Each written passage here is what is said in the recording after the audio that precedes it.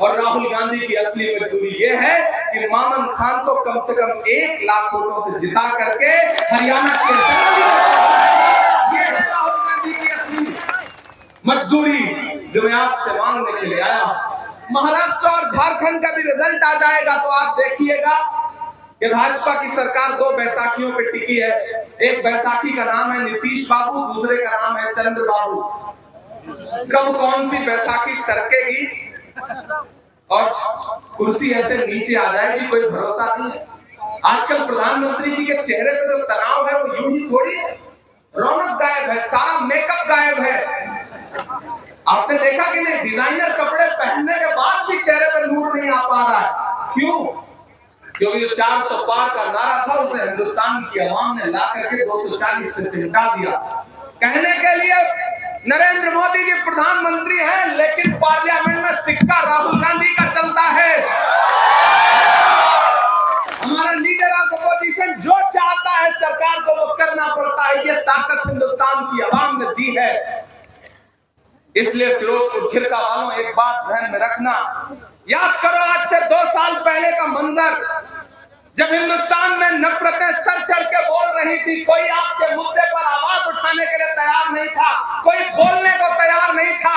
ऐसे में एक शख्स उठा दिल्ली में और उसने कहा कि मैं कन्याकुमारी से कश्मीर तक जाऊंगा, पैदल चलूंगा, एक नारा लगाऊंगा, नफरत छोड़ो भारत जोड़ो। एक नारा लगाऊंगा कि मुझे नफरत के बाजार में मोहब्बत की दुकान खोलनी है। वो शख्स चला 4000 किलोमीटर, कन्याकुमारी से चलता रहा अपने पैर के छालों की परवाह किए बगैर। जिस शख्स का नाम राहुल गांधी है, मैं चला हूं उस इंसान के साथ। जब मैं चल रहा था तो मुझसे मीडिया के साथी कहते थे कि इमरान साहब आप राहुल गांधी के साथ चल रहे हैं, आप शायर पहले हैं, सियासतदान बाद में हैं, आप क्या कहेंगे? तब मैं एक शेर सुना देता था कि जो हर जालिम से टकराएगी वो आंधी बनाऊंगा, जो हर जालिम से टकराएगी वो आंधी बनाऊंगा। नए अंग्रेज आए हैं, नया गांधी बनाऊंगा। मैं चला हूं उस इंसान के साथ 4000 किलोमीटर। तो आप तो इस बात पर ईमान रखते हो ना कि मजदूर का पसीना सूखने से पहले उसकी मजदूरी उसे दे देनी चाहिए। रखते हो ना इस बात पर ईमान? ये हमारे बुजुर्गों का कौल है, मैं रखता हूं इस बात पर ईमान। और मुझे यकीन है यहां से वहां तक मौजूद एक एक आदमी इस बात पर ईमान रखता है कि मजदूर का पसीना सूखने से पहले उसकी मजदूरी उसे दे देनी चाहिए। तो फिरोजपुर झिरका वालों, यहां से महज 15 किलोमीटर दूर ये रास्ते गवाह है इस बात के कि राहुल गांधी चले थे इन्हीं रास्तों पे, कश्मीर जा रहे थे, मैं साथ था। मैं आपसे ये कहना चाहता हूं कि मैंने देखे हैं राहुल गांधी के पांव के छाले, मैंने देखा है राहुल गांधी के माथे का बहता हुआ पसीना।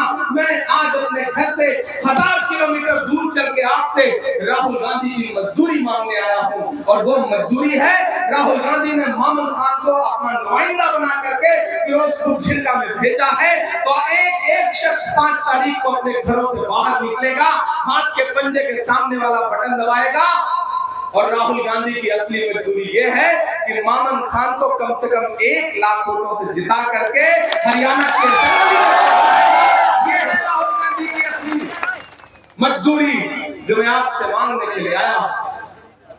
मेरे भाई, भाजपा वाले आपके बीच में आएंगे, झूठ बोलेंगे, बरगलाएंगे, क्लिप काट करके मामन के पुराने नए इधर उधर चलाएंगे, ये सब करेंगे, ये सारी साजिशें होंगी।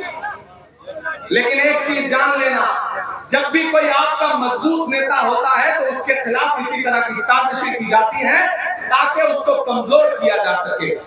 मामन आपका एक मजबूत चेहरा है, मजबूत आवाज है, इसे और ताकतवर करिए, इसे असेंबली में पहुंचाइए। धूप बहुत ज्यादा है, मैं कुछ शायरी नहीं सुनाऊंगा तो आप ये कहेंगे कि देखो सबकी तरह भाषण सुना करके चला गया। मैं शायरी भी आपको सुनाऊंगा, आप थके नहीं है ना? नहीं थके हैं ना? हाँ, तो मैं आपको शायरी भी सुनाऊंगा, मुझे आपका वो जोश और जज्बा दिखना चाहिए।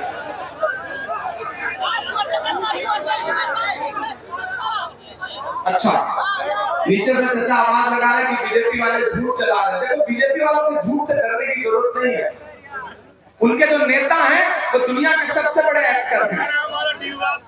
पहले 5 साल का ड्यू वो भी सुनाओ, वो बिल्कुल सुनाओ। चाचा ने कहा कि ड्यू है, पहले उसका सुनाओ, फिर आज जो आएगा उसका सुनाओ, फिर कल को जो आना है उसका सुनाओ।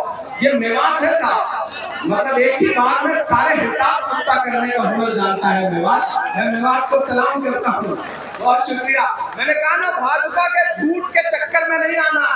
वो पिछले दिनों प्रधानमंत्री साहब पार्लियामेंट में स्पीच कर रहे थे, सामने खड़े होकर बोले, बताओ कांग्रेस वालों तुमने 70 साल में क्या बनाया।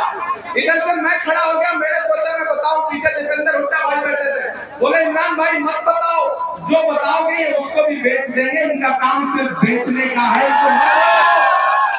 और ये तो भाजपा वाले आकर के 70 साल का हिसाब पूछते हैं। मैं तो फिरोजपुर झिरका के बड़गली चौक पे खड़ा होकर कहना चाहता हूं कि अरे भाजपाइयों, आप हमसे 70 साल का हिसाब पूछते हो, आप अपने गिरेबान में झांको। जो भारतीय जनता पार्टी की सरकार अपना चलाया हुआ 2000 का नोट 7 साल नहीं चला सकी, तो हमसे 70 साल का हिसाब मांगती है। वो सारे नारे झूठे थे फिरोजपुर झिरका वालों।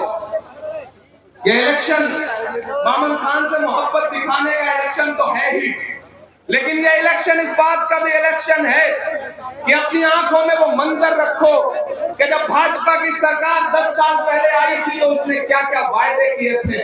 लेकिन इसी सिंघू बॉर्डर पे, हरियाणा और दिल्ली के बॉर्डर पे बैठे हुए 700 किसान, उनके सरों पे भाजपाई पुलिस की बरसती हुई लाठियां आप सबकी जहन में है।